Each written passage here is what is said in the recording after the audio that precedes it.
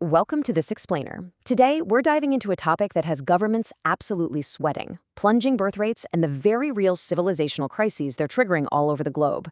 The reasons behind this demographic cliff are, quite frankly, constantly misrepresented. So today, we're going to let the data do the talking. We'll cut right through the noise to figure out exactly why we stopped having kids, and maybe more importantly, what happens next. Right off the bat, let's just bust a huge myth. Declining birth rates are absolutely not just a bunch of selfish young people deciding to reject parenthood. If you spend any time online, you know the narrative, right? Young folks are too addicted to screens, too self-obsessed, or they've literally let avocado toast destroy their traditional values. But when you dig into the actual source data, that entire argument falls apart completely. The root of this problem goes way deeper than individual motivations or weekend brunch habits. To really wrap our heads around the sheer scale of this baby bust, check out the 2026 fertility rate projected by the Congressional Budget Office. It's 1.58. Now, to simply sustain a population, just to break even and keep it from shrinking, a society needs a replacement rate of 2.1. We are drastically below that line. And it's not just an American problem. South Korea is sitting at 0.72, which is literally the lowest in human history. China, Germany, Japan, Spain, every developed country is watching its birth rate fall off a cliff. Governments are panicking, but their pleas to just have more kids are totally falling on deaf ears. Section 1. The Structural Dominoes. The Math of Modern Parenthood. To figure out why this is happening, we need to look at the rapid-fire, interconnected economic dominoes that the data shows are actually stopping people from starting families. Because, honestly, the modern system is just not built for families. The very first massive domino is the baseline cost. The USDA estimates that the basic cost of raising just one child to the age of 17 is a staggering $310,000. And remember, that is before college tuition, before helping with a wedding or a house deposit. That's just food, clothes, healthcare, and schooling. Based on older data, meaning the real number today is definitely much higher.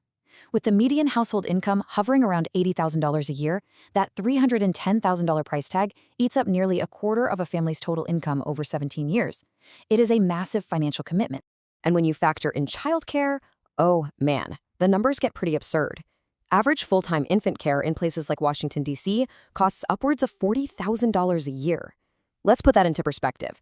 Compare that to the federal poverty line for a single person, which is around $15,000. You're essentially paying a massive full-time salary just to have someone look after your baby so you can go to work to earn the money to pay that person. This puts families in a really brutal bind. They sit down at the kitchen table, do the math, and quickly realize that the actual financial gain of a second income, after you subtract childcare, commuting costs, and convenience food, is often close to zero. Sometimes it's even negative. So you either drop down to one income, or you both work and hand the difference straight over to a daycare center. Neither option leaves any comfortable financial margin for a second child, let alone the 2.1 kids the demographic models are desperately hoping for. Then toss in a practically insurmountable housing market. The median U.S. home price is over $412,000 right now. That is more than 5 times the median household income, and economists usually tell us that 3 to 4 times income is considered affordable. A new baby immediately changes your space requirements. You simply can't raise a kid in a tiny one-bedroom apartment without serious strain, but upgrading to a 2-bedroom in a major city adds hundreds, if not thousands of dollars to your monthly rent. For a lot of young adults, the extra square footage required for a crib is becoming mathematically impossible. And compounding the whole thing is the fourth uncomfortable truth: student debt. There is currently $1.7 trillion in total U.S. student loan debt out there. This debt literally acts like a pause button on life progression. It accrues interest while you're job hunting, and it demands massive monthly payments while you're also trying to cover sky-high rent. You just cannot comfortably save for a house deposit or a child's future while juggling that kind of burden.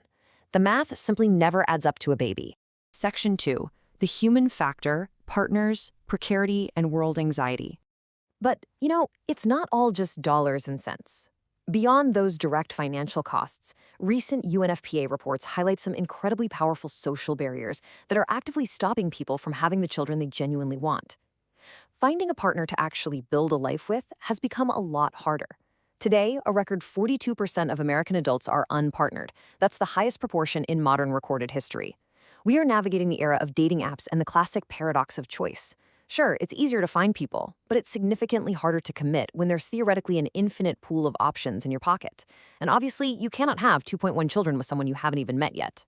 The really big takeaway here is that the data explicitly shows millions of people aren't rejecting parenthood at all.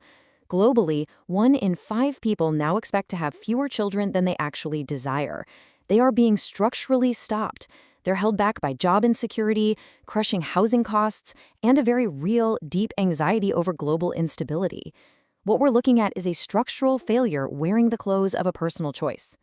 Section 3. The demographic cliff. When societies stop replacing themselves. Now we've got to zoom out from the individual family and look at the macroeconomic math. What happens when an aging population completely outpaces a shrinking workforce? Well, the Congressional Budget Office projects a pretty devastating reality. The population aged 24 or younger is going to decline every single year for the next 30 years. A fertility rate of 1.58 might not sound like a huge crisis today, but when you compound that over decades, the mathematics of an aging society become brutal.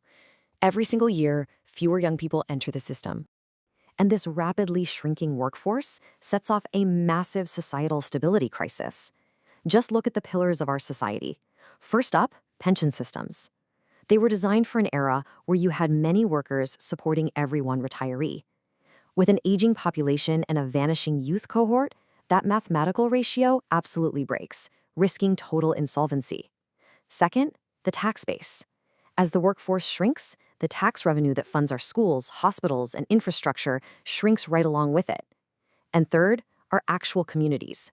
We seriously risk hitting the Japan trajectory.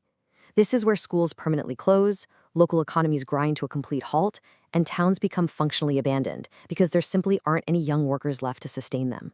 This makes it a crucial civilizational story. It means that a society lacking a youth cohort affects absolutely everyone. So even if you personally choose never to have kids, the shrinking tax base, the fragile pension systems, and the overall economic contraction driven by an aging population are absolutely coming for your future. We are all tied together by this macroeconomic math. Section 4. The Blueprint for Survival. Addressing systemic failure. So, how are governments actually responding to this demographic cliff? If we look neutrally at the data, we see two very different approaches. On one hand, you have simple political announcements, things like suggesting taxes on childless people, offering tiny, limited-time tax credits, or just holding big press conferences. These mostly try to force individual preferences. But on the other hand, we see actual structural policies used by nations like France or the Nordic countries that have successfully stabilized their birth rates. They didn't punish people. They built material conditions that made having children survivable. Think universal childcare, genuine housing support, and major healthcare reform. The data is clear. Punishments and minor tax credits don't fix systemic debt. Structural support does. This brings us to a really profound realization. The plunging birth rate is absolutely not a moral failing of any generation. It is a receipt. In the US, there are about 700,000 fewer babies born annually today than there were in 2007. That's not a motivational problem. That is the ultimate receipt for 30 years of compounding housing policies, stagnant wages, exorbitant childcare costs, and massive student debt. The system handed us a bill, and the plunging birth rate is the receipt. Which leaves us with the ultimate question we have to ask ourselves today.